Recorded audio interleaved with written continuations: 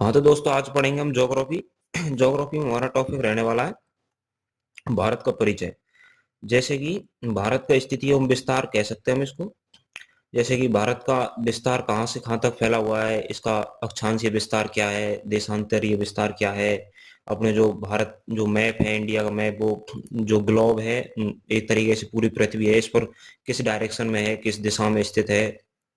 और जैसे जलीय सीमा है, और जैसे कि स्थलीय सीमा, भारत का कितना क्षेत्रफल है, लंबाई कितनी है, ये सारी चीजें पढ़ेंगे। तो टॉपिक पे आते हैं। आज का टॉपिक रहने वाला है हमारा भारत का स्थिति एवं विस्तार।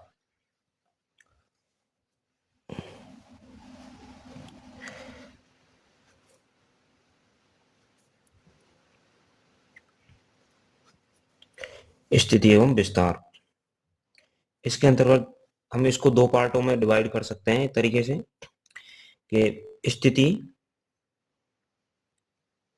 और विस्तार। स्थिति के अंतर्गत हम देख सकते हैं कि भारत एक तो ग्लोब या पृथ्वी, या ग्लोब पर किस दिशा में है या कहाँ पर स्थित है। और एक अपन देखेंगे एशिया महाद्वीप में, क्योंकि यहाँ से ज्यादा क्वेश्चन बनते हैं आजकल। एशिया महाद्वीप में, महाद्वीप पर। और विस्तार के अंतर्गत हम देख सकते हैं जैसे कि अक्षांशीय विस्तार जिसको बोलते हैं, और एक होता है देशांतर विस्तार।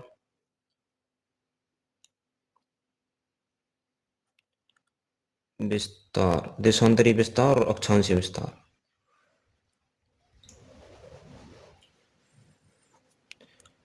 विस्तार, जैसे कि इसको इंग्लिश में बोलते हैं लॉन्गिट्यूड, और इसको बोलते हैं लेटीट्यूड।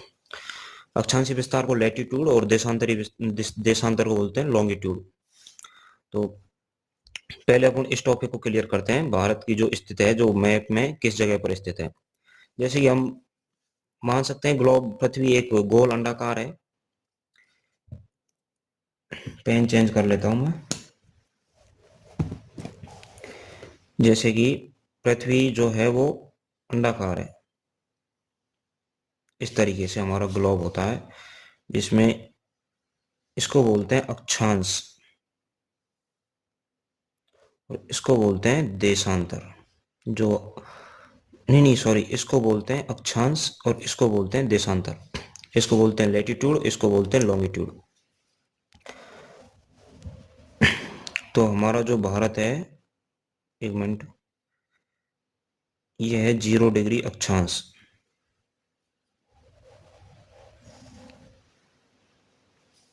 और ये है 0 डिग्री लॉन्गिट्यूड, यानी कि देशांतर।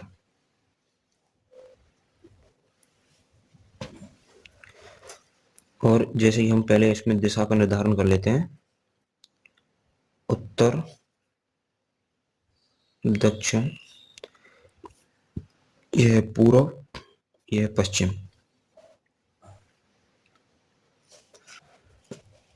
अब जो हमारा भारत है, जो पृथ्वी पर, एक तरीके से इसको एक बार पूरा बना लेते हैं।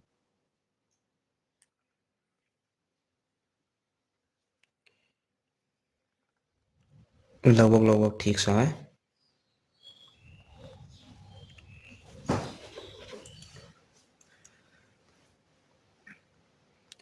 तो हमारा जो भारत है उसकी स्थिति है इस दिशा में, यहाँ पे है भारत। पतंगाकार, चतुर्भुज के आकार का होता है, पतंगाकार बोलते हैं। यह है भारत की। तो इसमें हम देख सकते हैं भारत की स्थिति उत्तर पूर्व दिशा में है, उत्तर पूर्व दिशा में है। अब इसके बाद, जैसे कि भारत हमारा, हम जान चुके हैं कि उत्तर पूर्व दिशा में है। तो ये तो हो गया ग्लोब पर, पृथ्वी पर इसकी स्थिति। अब एक हमें क्वेश्चन यहाँ से भी बनता है कि एशिया महाद्वीप में कहाँ पर स्थित है। तो जो एशिया महाद्वीप है वो कुछ इस प्रकार का होता है। एक मिनट, यहाँ पे हम टॉपिक नाम डालते हैं एशिया महाद्वीप पर भारत की स्थिति।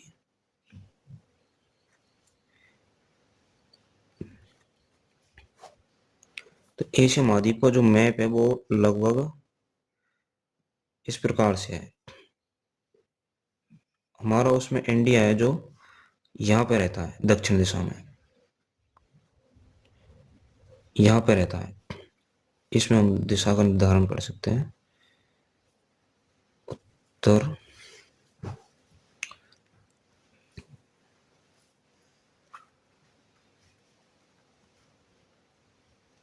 तो इसमें हम देख सकते हैं कि भारत दक्षिणी एशिया में, कहाँ पर है? दक्षिण एशिया में।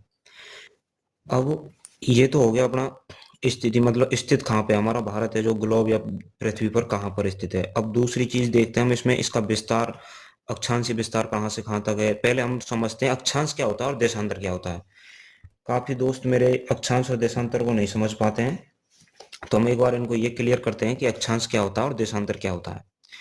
देशांतर को आपने जानते भी होंगे शायद कि देशांतर समय, जो समय का निर्धारण करते हैं वो देशांतर रेखाओं से होता है। फिर भी हम इनको क्लियर करते हैं दो चित्रों के माध्यम से। एक हम ग्लोब बना लेते हैं, अक्षांश और देशांतर, यहाँ पर टॉपिक डाल देता हूँ। अक्षांश को बोलते हैं लैटिट्यूड और देशांतर को बोलते हैं लॉन्गिट्यूड। अक्षांश को लैटिट्यूड और देशांतर को लॉन्गिट्यूड।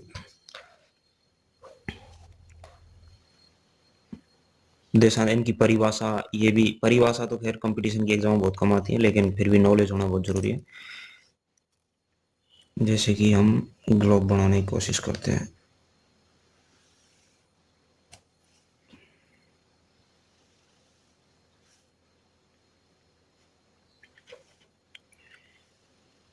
ये जो खड़ी रेखाएं, ग्लोब के अंदर जो ये खड़ी रेखाएं होती हैं, उत्तरी ध्रुव को दक्षिणी ध्रुव से मिलाने वाली रेखाएं, ये कहलाती है अपनी देशांतर, देशांतर रेखाएं।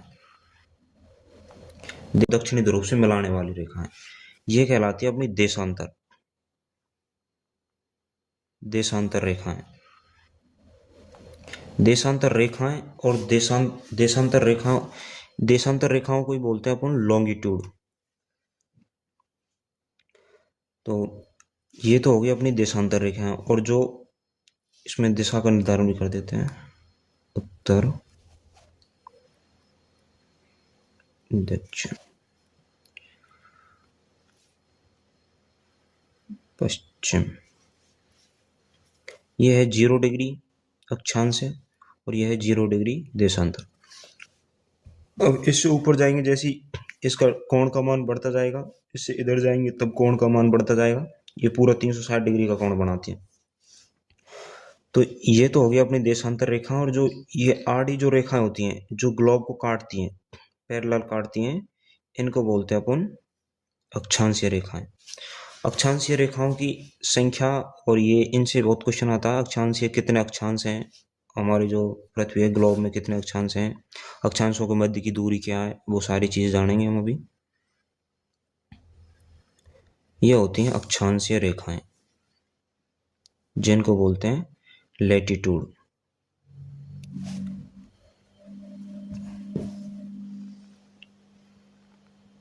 और जो ये खड़ी रेखाएं इनको बोलते हैं अपन लॉन्गिट्यूड। लॉन्गिट्यूड और लैटिट्यूड में अंतर है। तो जो भारत की स्थिति है जो हमने देखी थी उत्तर पूर्व में है, और इसमें अक्षांशीय स्थिति देखते हैं हम, अक्षांशीय विस्तार कहाँ से कहाँ तक है। तो जो अक्षांशीय विस्तार को, जैसे अक्षांश को बोलते हैं हम इंग्लिश में लैटिट्यूड। तो ये इसका 2 पॉइंट है। एक तो होता है जैसे कि अंडमान निकोबार को हम शामिल करते हैं, तो यहाँ पे ऐसे एक रेखा गुजरती है जो इतनी डिग्री पे गुजरती है, 6 डिग्री, और जो कुछ मिनटों में, इसके बाद कुछ मिनटों में होता है, जैसे कि 6 डिग्री और 45 मिनट, 6 डिग्री 45 मिनट अक्षांशीय, 6 डिग्री 45 मिनट अक्षांशीय रेखा।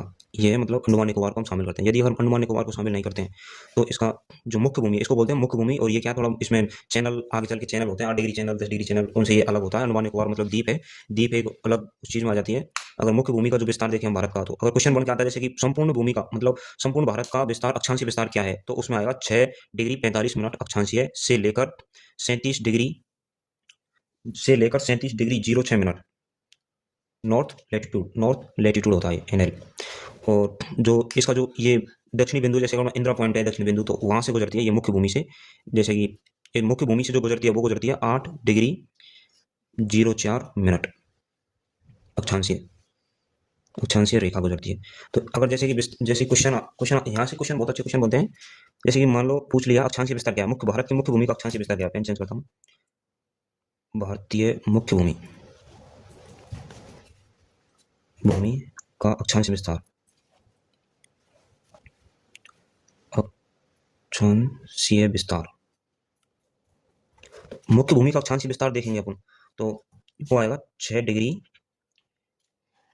नहीं 6 डिग्री नहीं, सॉरी 8 डिग्री, 8 डिग्री 04 मिनट। जो दक्षिणी अक्षांश थे, कौन सा है दक्षिणी, एक तरीके से हम इसको दक्षिण में नहीं मान सकते क्योंकि ये हमारा जो देश है वो उत्तर में, उत्तर पूर्व में स्थित है। तो जो ये रेखा है जो गुजर रही है, जैसे कि यहाँ पे तो था स्थित यहाँ पे, तो ये पूरे पृथ्वी के हिसाब से दिशा देखनी होगी इसमें, ग्लोब के हिसाब से, तो किस दिशा में है, उत्तर और पूर्व में है। तो ये अब अक्षांश को यदि अपन देखेंगे तो ये उत्तर में ही बताएगा क्योंकि उत्तर में स्थित है हमारा भारत। तो किस दिशा से कितने तक है अक्षांश विस्तार, तो वो उत्तर दिशा में रहेगा क्योंकि यहाँ से अगर भारत इधर होता है या मिडिल में होता और इधर भी थोड़ा बहुत फैला हुआ होता तो हम बोल सकते थे कि दक्षिण से पश्चिम तक है, या फिर हम जैसे इधर यहाँ बीच में होता तो बोल सकते थे उत्तर से दक्षिण तक है। तो इस अगर ये अब फिलहाल में जो स्थित है वो है, अपन देख पा रहे हैं जैसे कि उत्तर पूर्व में, तो उत्तर पूर्व में तो ये पूर्वी अक्षांश में ही इसका मान आएगा, पूर्वी अक्षांश का ही इसका मान आएगा। तो इसमें क्या है 8 डिग्री और 04 मिनट उत्तरी अक्षांश क्यों बोल रहे हैं हम, क्योंकि यहाँ पे हम थोड़ा सा वो भूल गए थे। जैसे कि ये है, इसमें अब यहाँ पे क्लियर करते हैं इस टॉपिक को। जैसे कि यहाँ से ऊपर जाएंगे हम तो ये सारे के सारे कहलाएंगे उत्तरी अक्षांश, यहाँ से नीचे जाएंगे वो सारे सारे कहलाएंगे दक्षिणी अक्षांश अक्षांश। और ऐसे ही जैसे यहाँ से इधर जाएंगे हम तो ये सारे कहलाएंगे पूर्वी देशांतर, और यहाँ से इधर जाएंगे वो सारे कहलाएंगे पश्चिमी देशांतर, पश्चिमी देशांतर। तो इसीलिए हमारा भारत है जो उत्तरी अक्षांश में स्थित है, उत्तरी अक्षांश में स्थित है हमारा भारत। तो उत्तरी अक्षांश में अब अक्षांशीय विस्तार हम उत्तरी उत्तरी इसलिए रहेगा क्योंकि ये उत्तरी अक्षांश में, यहाँ पर हम समझ चुके हैं कि उत्तरी अक्षांश में भारत की जो स्थिति है, जो मैप है वो उत्तर में स्थित है, ग्लोब के अंदर उत्तर पूर्व दिशा में स्थित है, तो अक्षांशों में उत्तरी अक्षांश में स्थित है ये। तो यहाँ पे इसलिए हम यहाँ पे लेते हैं नॉर्थ लैटिट्यूड से नॉर्थ लैटिट्यूड तक, उत्तरी अक्षांश से उत्तरी अक्षांश तक। तो 8 डिग्री 04 मिनट उत्तरी अक्षांश से ये तो हो गया अपना मुख्य भूमि का। 37 डिग्री 06 मिनट उत्तरी अक्षांश तक, उत्तरी अक्षांश तक है। अब जैसे यदि अगर हम संपूर्ण भूमि की बात करें, जैसे क्वेश्चन आ जाए भारत का संपूर्ण भूमि का अक्षांशीय विस्तार बताइए, भारत का संपूर्ण भूमि का अक्षांशीय विस्तार बताइए, अक्षांशीय विस्तार बताइए। तो संपूर्ण भूमि के में अंडमान निकोबार को भी ऐड करना है हमें, तो इसमें अगर आएगा तो हमें इसमें बताना है 6 डिग्री 45 मिनट उत्तरी अक्षांश से वो ये ऊपर वाला सेम रहेगा क्योंकि जो अपना उत्तरी बिंदु है वो सेम रहेगा यहाँ पे। 37 डिग्री 06 लैटिट्यूड बोलते हैं इसको, उत्तरी अक्षांश तक होगा। ये तो हो गया अपना अक्षांशीय विस्तार। अब इसके अंतर्गत पूछा जाता है देशांतर विस्तार, तो आप इसका स्क्रीनशॉट ले सकते हैं, मैं पेज चेंज करूंगा। अब यहाँ पे समझेंगे देशांतरीय विस्तार, यही चित्र फिर से बनाना होगा, भारत का देशांतरीय विस्तार।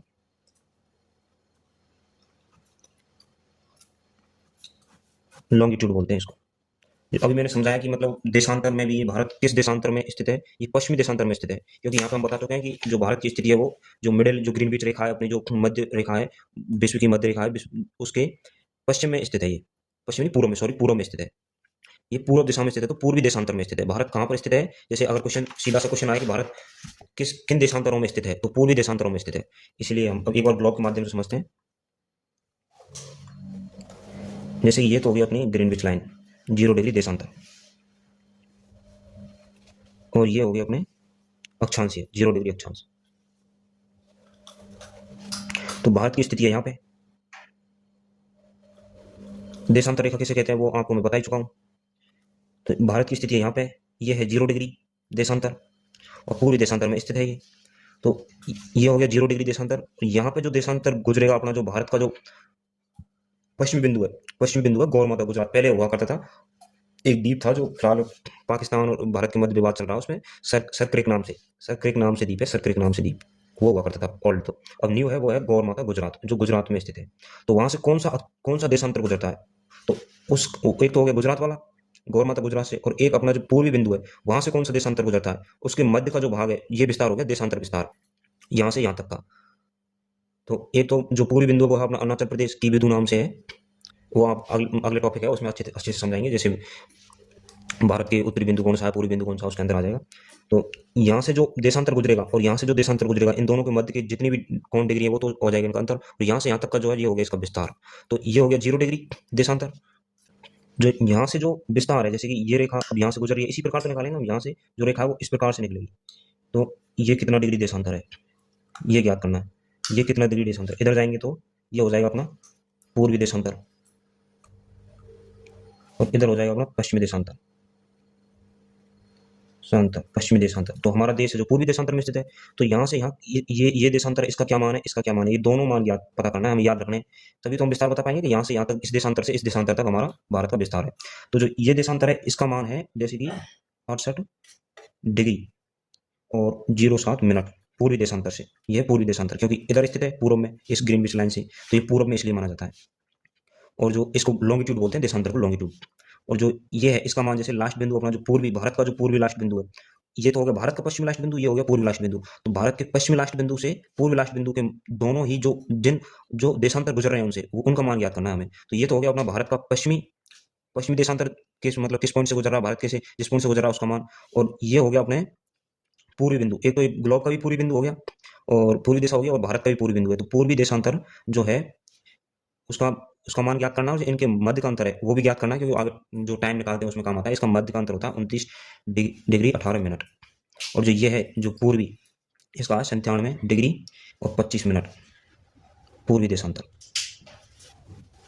देशांतर तो अब जैसे कि एक लाइन में हम इसको अगर लिखना चाहें कि भारत का देशांतरीय विस्तार, यहीं पे लिख देते हैं जो डला हुआ है, देशांतरीय विस्तार है 68 डिग्री 07 मिनट पूर्वी देशांतर से। समझ में आ गया होगा पूर्वी देशांतर क्यों कह रहा हूँ। पूर्वी देशांतर पूर्वी देशांतर पूर्वी देशांतर से 97 डिग्री पूर्वी देशांतर तक, 97 डिग्री 25 मिनट पूर्वी देशांतर तक तक ये हो गया पूर्वी देशांतर तक। 97 डिग्री 25 मिनट। मिनट को अपन इस डैश में, ऐसे जो डैश होता है ना, इसमें मिनट को दर्शाते हैं, और जो ये बिंदी होती है इसको बोलते हैं डिग्री। बिंदी नहीं होती, हालांकि ये हल्का सा ऐसे होता है। तो ये हो गया अपने भारत का 68 डिग्री 07 मिनट पूर्वी देशांतर से 97 डिग्री 25 मिनट पूर्वी देशांतर तक विस्तार, देशांतरीय विस्तार। अब हम समझते हैं जैसे कि जो भारत, जो ग्रीनविच लाइन है, ये बीच की जो मिडल है इसको बोलते हैं ग्रीनविच लाइन। ग्रीनविच लाइन और भारत की एक 82.5 डिग्री यहाँ से समय मानक रेखा गुजरती है भारत की इस क्षेत्र से, 82.5 डिग्री जो भारत की समय मानक रेखा है। इन दोनों के मध्य कितने समय का अंतर है, जो भारत की जो समय मानक रेखा है 82.5 डिग्री, इसमें और इसमें जो टीचरों ने बता रखा है, जो है एक्चुअली भी है 5 घंटा और 30 मिनट, वो किस प्रकार से है वो चीज़ हम समझेंगे। क्योंकि जो ग्रीनविच रेखा है, जो देशांतर है 0 डिग्री से गुजरता है, और जो हमारा जो ये 82 डिग्री 82.5 डिग्री से गुजरता है, इसमें 5 घंटा और 30 मिनट का क्यों अंतर है। क्योंकि हम इससे पहले हमें एक चीज़ समझनी होगी कि जैसे कोई पॉइंट होता है उसके चारों तरफ जो कोण बनते हैं उनका मान होता है 360 डिग्री के कोण बनाते हैं चारों तरफ। तो उसी प्रकार ये देशांतर है, सब चारों तरफ से 360 डिग्री का कोण बनाते हैं। जैसे कि अब ये निर्धारण क्यों हुआ कि पूरा दिन 24 घंटे ही होने चाहिए, 25 घंटे भी तो हो सकते थे, 30 घंटे भी हो सकते हैं, इसका निर्धारण किस प्रकार से हुआ, वो सारी चीजें हम समझेंगे। क्योंकि एक जो देशांतर होता है, इसमें देशांतर एक चित्र बनाना पड़ेगा, यहाँ पे बनाता हूँ। जैसे कि ये ग्लोब है, इसमें ये देशांतर है, ये सारे देशांतर हैं। अब इसमें क्या है, एक देशांतर को, जैसे पृथ्वी क्या अपनी इस प्रकार से रोटेशन हुई है, जैसे इस प्रकार से घूम रही है, जैसे ये गोल है एक चीज, तो ये इस प्रकार से घूम रही है, जैसे कि हम इस पेन के माध्यम से समझ सकते हैं, जैसे कि इसको हम देशांतर मान सकते हैं, इस पॉइंट को।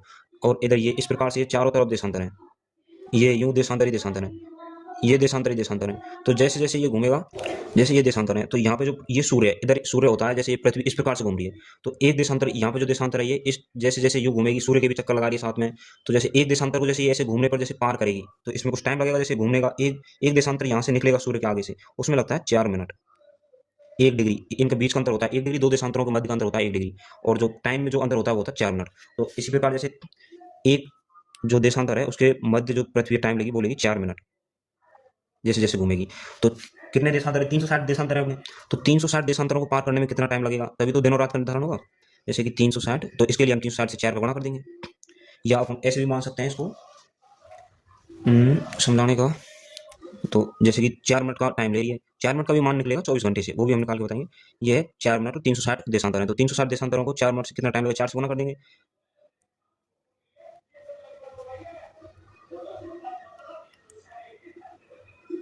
तो ये तो हो गया अपना का मिनट हो गई सारी। अब हमें क्या घंटे याद करने हैं। अगर आपको देखे जाए तो 24 घंटे में कितनी मिनट होती है, तो 1440 मिनट होती है। अब इनको हम बदलेंगे घंटों में, आवर्स। तो इसमें 60 का भाग दे देंगे। तो देखो 6 जीरो से जीरो काट दिया अपन ने, 6 दूनी 12 बचा 2, 6 चौको 24, इस प्रकार से 24 घंटे आते हैं। और 24 घंटों से ये 4 मिनट है जो 24 घंटों से निकलेगा। जैसे कि 4 मिनट ही क्यों लगते हैं, क्योंकि एक पूरे दिन में कितना टाइम लगता है, 24 घंटे। रात दिन कितने टाइम के होते हैं, 24 घंटे होते हैं, 24 आवर्स के होते हैं, 24 आवर्स के होते हैं। तो 360 डिग्री को पार करने में पृथ्वी को कितना टाइम लग रहा है, 24 घंटे लग रहे हैं, 24 आवर्स। तो एक घंटे में कितने डिग्री पार की इसने, तो उसके लिए हम 360 में 24 का भाग दे देंगे। समझ रहे हो, क्योंकि एक घंटे का निकालना है अपने, तो 24 का भाग देना होगा। तो इसको 24 का भाग देंगे, तो 2 कम 2 2 4,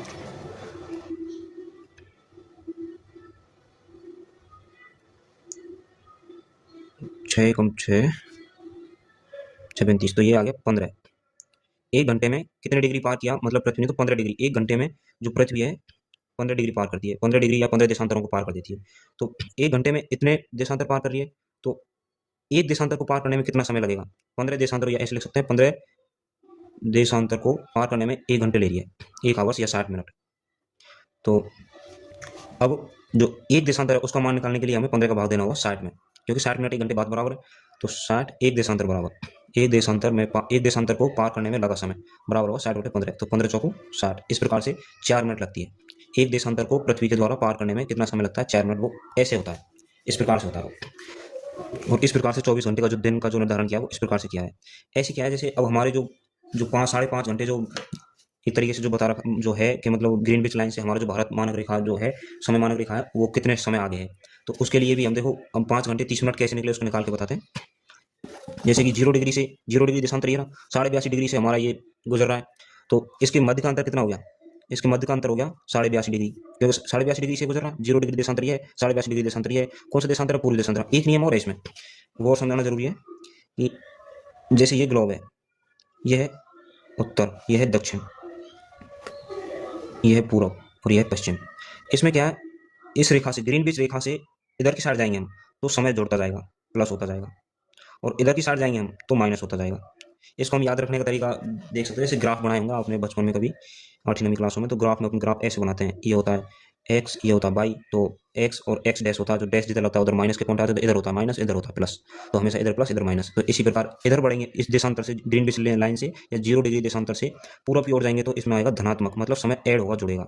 और अगर पश्चिम की तरफ जाएंगे तो इसमें समय घटेगा। तो उसी प्रकार तभी तो हम कहते हैं कि हमारा जो मानक समय मानक रेखा है वो विश्व की जो समय मानक रेखा ग्रीनविच रेखा उससे 5.5 घंटे आगे है, अधिक है। तो वो आगे यानी प्लस जुड़ रहा है, उसमें ऐड हो रहा है, इसीलिए आगे। तो ये तो हो गया, मतलब ये तो गुजर रही है भारत से 82.5 डिग्री। इसको लिखने को 1/2 डिग्री ऐसे भी लिख सकते हैं, इसको ऐसे भी लिख सकते हैं, 82 डिग्री 30 मिनट ऐसे भी लिख सकते हैं, या फिर इसको ऐसे भी लिख सकते हैं 82.5 डिग्री। ये 82.5 डिग्री में ही काउंट होता है। तो इसका मान निकालने के लिए ये तो गुजर रही है 82.5 डिग्री से, और ये जीरो थे, तो इनका अंतर है जो बीच का वो हो गया 82.5 डिग्री हो गया, 82.5 डिग्री हो गया। तो एक एक देशांतर है, यहाँ तक ऐसे ऐसे देशांतर है, ये कौन बन रहे हैं 82 तक, तो इनके बीच में कितने देशांतर हैं, 82.5 देशांतर हैं। कहने का मतलब 82.5 डिग्री है बीच का अंतर, 82.5 डिग्री या 82.5 देशांतर। एक देशांतर को पार करने में कितना टाइम लगेगा, 4 मिनट। तो 82.5 जो देशांतर है या जो डिग्री है आप मान रहे हैं, उसको पार करने में कितना टाइम लगेगी, एक को ले रही है 4 मिनट। तो इसको निकालने के लिए आपको 4 से गुना करना होगा ना। तो पहले तो करते हैं अपन 82 को 4 से गुना, ये 328। अब इसका बनाते हैं हम हावर्स में, बदलते हैं इसको। तो 60 का भाग देंगे इसमें, जो मिनट बचेगी उसको हम काटेंगे नहीं, पॉइंटों में नहीं लाएंगे, मिनट को मिनट के हिसाब से रख देंगे।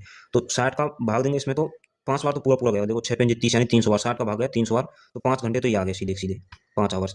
फिर 300 बार तो गया, बचे कितने, 28 मिनट बच रही है इसमें, 28 मिनट बाकी है, शेष है 28 मिनट। अब हम निकालेंगे 1/2 का जो आधा जो डिग्री है उसका निकालेंगे, तो उसको गुना करेंगे इससे, या 30 मिनट मान सकते हैं हम इसको। तो 30 मिनट को गुना करेंगे 4 से, ये सेकंडों में आएगा। तो 4×3 = 12 यानी 120।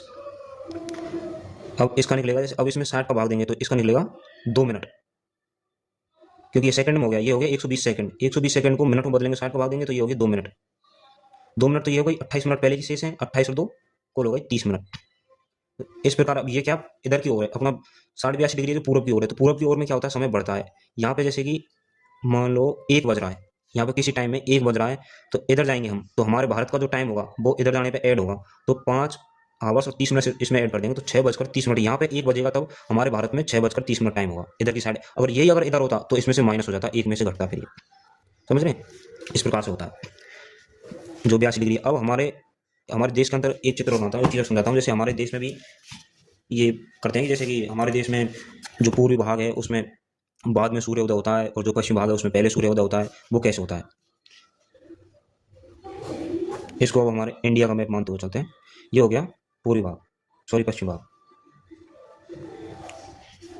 ये होगा पूर्वी भाग। अब भारत का जो समय मानक है जो 82.5 डिग्री है, यहाँ पे मान लीजिए आप ग्रीन विच रेखा 0 डिग्री, और जो ये है और ये है अपना देशांतरीय विस्तार, यह है 97 डिग्री और यह है 68 डिग्री, लगभग मान लेते हैं। और जो इनका अंतर है वह है 29 डिग्री 18 मिनट। अब मैंने यहाँ पे आपको समझा चुका हूँ, जैसे कि देशांतर है तो ये पूर्वी में काउंट होगा, यानी प्लस में ऐड होगा। जैसे ये चल रहा है तो यहाँ पे ये प्लस में ऐड होगा, क्योंकि इधर की पूरब की ओर है तो पूरब की ओर प्लस में ही ऐड होंगे। तो अगर ये 29.8 ये कैसे निकला, ये ऐसे निकलेगा जैसे कि यहाँ से यहाँ के बीच का जो अंतर है, जैसे देशांतरों की संख्या मैंने बताई यहाँ पे, जैसे ये देशांतरों की संख्या है वो है वो 29.5 मतलब 29 डिग्री या 29 देशांतर और 8 मिनट, मतलब मिनट में एक तरीके से डिग्री से छोटा। डिग्री अगर कौन को किसी चीज़ में मापते हैं तो सबसे बड़ी वैल्यू होती है डिग्री में, उसके बाद मिनट में मापी जाती है। तो जैसे इनके मध्य है जो अभी मैंने बताया, जैसे कि पूर्व में देशांतर को बढ़ने पर प्लस होता है, तो इसी प्रकार यहाँ पे हमारा पूरा भारत का जो मैप है वो पूर्व में स्थित है। तो यहाँ से जैसे कि हम बढ़ेंगे, ग्रीनविच लाइन है, ग्रीनविच लाइन से यहाँ तक बढ़ेंगे, यहाँ अपने 82.5 तक बढ़े तो 5.5 घंटे अधिक था। अब 82.5 डिग्री है, ये तो हो गया अपने समय मानक रेखा। अब इन दोनों के बीच में हो गया 29 डिग्री और 18 मिनट का अंतर, जो कैसे निकला वो ऐसे निकलेगा जैसे कि इस देशांतर में से यहाँ तक का घटा देंगे, तब ये इसका मध्य भाग निकलाएगा। जैसे ये देशांतर गुजर रहा है और ये 0 डिग्री देशांतर गुजर रहा है, तो जो लास्ट देशांतर अपना उसका मानी यहाँ पे जो बता रखा है, जैसे ये 82.5 डिग्री, तो अपना ये हो गया समय मानव रेखा। और जो ये है जैसे 97 डिग्री 25 मिनट और 68 डिग्री 07 मिनट। तो जो ये 29 डिग्री 18 जो मिनट है, ये किस प्रकार से निकला, ये पूर्वी देशांतर है तो 97, क्योंकि ये हो गया 0 डिग्री देशांतर ग्रीन पिच लाइन। तो यहाँ से यहाँ तक का हम घटा देते हैं, जैसे कि यहाँ से यहाँ तक का इसमें से घटा देंगे तो ये भाग निकलाएगा अपना, इतना ये एरिया निकलेगा। तो इसके लिए हमें ये एरिया घटाना पड़ेगा इतना, तो यहाँ तक का क्या हो गया 68, और यहाँ पूरा हो गया कितना 97, तो 97 में से 68 वाला घटा देंगे तो ये निकलेगा। जैसे ये देखो 97 डिग्री 25 मिनट में से 68 डिग्री 07 मिनट करता माइनस करते हैं, 8 बचा, यहाँ बच गया 1, यहाँ बचा कितना 9, और यहाँ बचेगा 2, यानी कि 29 डिग्री 18 मिनट। ये हो गया अपना देशांतरीय अंतर। ये क्वेश्चन ऐसे भी बन सकता है, हमारा जो भारत है उसका देशांतरीय अंतर कितना है, जैसे कि यहाँ से यहाँ तक फैला हुआ, उसका मध्य का जो भाग है उसका कितना एरिया है, कितने देशांतरों में फैला हुआ, तो 29 डिग्री 18 मिनट या 29 देशांतरों में फैला हुआ है, लगभग 29 30 29.5 के आसपास। तो अब जो हमारा जो ये पॉइंट होगा, यहाँ पे पहले सूर्योदय होगा और यहाँ पे बाद में होगा, क्योंकि पहले सूर्योदय पृथ्वी जैसे घूम रही है तो पहले यही अक्षांश से जो गुजर रही है, जैसे कि देशांतर है तो ये देशांतर पहले आएगा सूर्य के आगे, तो पहले सूर्योदय होगा। यहाँ पे जो बिंदु है अपना गुजरात में, गौर माता गुजरात में सबसे पहले सूर्योदय होता है भारत के अंदर। और जो ये पश्चिम बिंदु है, ये पूर्वी बिंदु अपना की बिंदु अरुणाचल प्रदेश में। तो गुजरात में और अरुणाचल प्रदेश में कितने समय का कितना अंतर है वो इस प्रकार से ज्ञात करेंगे हम। जैसे 1 मिनट में कितना टाइम लग रहा है, एक देशांतर को पार करने में 4 मिनट लग रही है, तो 29 गैप कितने का 29 डिग्री 18 मिनट का, तो इनको पार करने में कितना टाइम लगेगा, तो इसके लिए 4 से गुणा करेंगे, 18 मिनट इंटू 4। पहले अपन 29 का निकाल लेते हैं फिर 18 का निकालेंगे। 29 इंटू 4 निकालेंगे, एक साथ भी निकाल सकते हैं, 116। 116 को अब हम हावर्स में बदलेंगे इसको, तो 60, 1 घंटा तो ये हो गया सीधा सीधा। अब कितने मिनट बच रही हैं, अब 116 में से 60 घटाएंगे अपने, जैसे कि 40 तो हो गई और 16 यानी 56 मिनट बच रही हैं, 56 मिनट। 1 हावर्स तो ये हो गया अपना सीधा सीधा, और जो 56 मिनट बचेगी, 1 हावर्स हो गया और 56 मिनट शेष बच रही है अपनी। अब अपन निकालते हैं 18 का। 18 का जब 4 से गुना करेंगे तो ये आएगी सेकंड, तो 18 को 72, तो 72 तो ये होगी, तो 72 में कितनी मिनट बनेगी, 72 में मिनट बनेगी अपनी 60, 1 मिनट तो पूरी पूरी बन गई और 12 सेकंड, 1 मिनट और 12 सेकंड बन चुकी है। तो 1 मिनट इसमें ऐड कर देंगे, 56 और 1 57 मिनट, 1 घंटा पहले से ही है और 57 मिनट हो जाएगी, 1 घंटा 57 मिनट और 12 सेकंड, ये टाइम का अंतर है। यहाँ पे जब जैसे कि हम कहते हैं गौर माता गुजरात में जब 1 बजेगी, तो ये अरुणाचल प्रदेश में 1 घंटा 57 मिनट 12 सेकंड ऐड करने के बाद जो टाइम होगा उतना समय होगा यहाँ पे, मतलब यहाँ पे इतने समय पहले सूर्योदय होगा गौर माता गुजरात में। और इसमें अरुणाचल प्रदेश में 1 घंटा 57 मिनट 12 सेकंड बाद सूर्योदय होगा यहाँ पे। तो और ऐसा कौन सा स्थल है जहाँ पे सबसे पहले सूर्योदय होता है और सबसे पहले सूर्य अस्त होता है? वो यही है, गुजरात, गौर माता गुजरात। क्योंकि यहाँ पे सूर्योदय पहले हो रहा है तो पहले यहाँ पे सूर्यास्त भी यहीं पे पहले होगा। जैसे कि वो जैसे देशांतर घूम रहे हैं ऐसे, तो पहले ये वाला देशांतर पड़ेगा जो देशांतर अपना गौर माता गुजरात से निकल रहा है, तो यहाँ पे सूर्योदय हो गया। तो जैसे जैसे घूम के वापस आएगा तो पहले यहीं पे पड़ेगा, फिर से जो रोटेशन होगी अपनी, तो पहले यही देशांतर आएगा, इसलिए पहले सूर्य अस्त यहाँ पे होगा और पहले सूर्योदय भी यहीं पे होगा। या जैसे हम याद कर सकते हैं इसको, सर्वप्रथम सूर्यास्त मतलब भारत के अंदर सर्वप्रथम या पहले या सबसे पहले सूर्योदय कहाँ पे होगा, तो वो होता है गौर माता गुजरात में सबसे पहले, सबसे बाद में होगा टीविदू अरुणाचल प्रदेश में। तो यहाँ इधर की साइड जाने को हम प्लस करते हैं, तो इसीलिए हमें प्लस किया है 1 घंटा 57 मिनट और 12 सेकंड। ये तो इस प्रकार से टॉपिक बनता है। अब इसमें क्या है कि क्वेश्चन भी आते हैं, जैसे कि पूर्वी देशांतर जैसे क्वेश्चन आ जाते हैं, जैसे कि 30 डिग्री पूर्वी देशांतर पर इतना टाइम हो रहा है, जैसे कि 30 डिग्री पश्चिमी देशांतर लेते हैं, ग्रीनविच लाइन तो ये पश्चिमी देशांतर पर समय है 8 बज रही है, तो 40 डिग्री ये तो पश्चिमी पूर्वी देशांतर पर कितना टाइम होगा, पूर्वी देशांतर पर कितना टाइम होगा। तो इसको ज्ञात करने के लिए पहले सबसे पहले हमें इसमें ज्ञात करने के लिए इसका जो सोल्यूशन, इस क्वेश्चन को जो सोल्यूशन करने का तरीका है, वो सबसे पहले हमें खींचनी पड़ती है ग्रीनविच लाइन, तभी तुम्हें पता चलेगा माइनस किधर जाना है प्लस किधर जाना है। 0 डिग्री ग्रीनविच लाइन। अब ये है, ये कौन सी है, ये तो होगी अपनी पूर्व दिशा, ये होगी पश्चिम दिशा। ये क्या बोल रहा है, 30 डिग्री पश्चिम देशांतर, पश्चिम देशांतर यानी पश्चिम इधर हो गया, तो यानी 30 डिग्री इसको मान लेते हैं 30 डिग्री पश्चिम देशांतर, और इसको मान लेते हैं 40 डिग्री पूर्वी देशांतर, 40 डिग्री पूर्वी देशांतर। अब इनका अंतर निकालेंगे हम। देखो 30 डिग्री तो ये रहा, 30 डिग्री यहाँ से 0 तक, 30 डिग्री तो ये हो गया सीधा सीधा, तो 30 डिग्री तो 0 से 30 से लेकर 0, तो 30 डिग्री तो ये हो गया इसका अंतर। और यहाँ से जैसे 0 से और 40, ये 40 ये हो गया, तो इन दोनों का अंतर हो गया 70 डिग्री। तो यहाँ पे जो टाइम हो रहा है वो 70 डिग्री आगे, जैसे कि 4 मिनट एक एक एक देशांतर को पार करने में कितना टाइम लग रहा है, 4 मिनट, तो 70 देशांतर को पार करने में 280 मिनट, तो 280 मिनट आगे टाइम होगा यहाँ पे। 280 मिनट को हम आवर्स में बदलेंगे,